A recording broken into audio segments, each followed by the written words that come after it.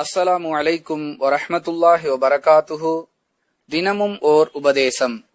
பனு சலமா கூட்டத்தினர் தங்கள் இல்லங்களை ரசூலுல்லாஹி ஸல்லல்லாஹு அலைஹி வஸல்லம் அவர்களுடைய பள்ளிவாசலுக்கு அருகில் அமைத்துக் கொள்ள விரும்பினர்.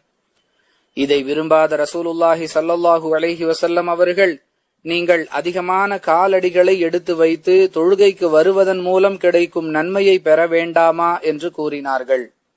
அறிவிப்பவர் அனஸ் ரலியல்லாஹு அன்ஹு. நூல் புகாரி, ஹதீஸ் எண் 656. அன்பிற்குரிய அல்லாஹுவின் நல்லடியார்களே, ஜமாத் தொழுகையில் கலந்து கொள்வதற்காக வீட்டிலிருந்து பள்ளிவாசலுக்கு செல்வதற்கு எடுத்து வைக்கும் ஒவ்வொரு எட்டுக்கும் அல்லாஹ்விடத்தில் நன்மை இருக்கிறது என்பதையே இந்த ஹதீஸ் விளக்குகிறது. பள்ளிவாசலுக்கு அருகில் வீடுகளை அமைத்துக் கொள்ள விரும்பிய கூட்டத்தாரை நோக்கி, அந்த நன்மையை நீங்கள் பெற வேண்டிய தேவை உங்களுக்கு இல்லையா என்ற கேள்வி வாசகத்தின் மூலமாக அந்த நன்மைக்காக நீங்கள் முயற்சிக்க வேண்டுமே தவிர உங்கள் வீடுகளை அருகில் அமைத்துக் கொள்வது தேவையற்றது என்பதை பெருமானார் ஸல்லல்லாஹு அலைஹி வஸல்லம் அவர்கள் உணர்த்துகின்றார்கள்.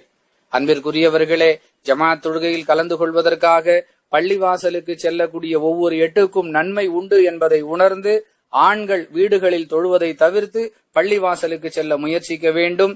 பெண்களை பொறுத்தவரை பள்ளிவாசலுக்கு வந்தால் அவர்களை தடுக்க கூடாது என்று சொல்லக்கூடிய அல்லாஹுவின் தூதர் அவர்கள் வீடுகளில் தொழுவதுதான் பெண்களுக்கு சிறந்தது என்பதையும் தெளிவுபடுத்தி இருக்கின்றார்கள். புரிந்து நடந்து கொள்வதற்கு அல்லாஹ் உதவி செய்வானாக. வாஹிரு தவானா அனில் ஹம்துலில்லாஹி ரப்பில் ஆலமீன். அஸ்ஸலாமு அலைக்கும் வரஹ்மத்துல்லாஹி வபரகாத்துஹு.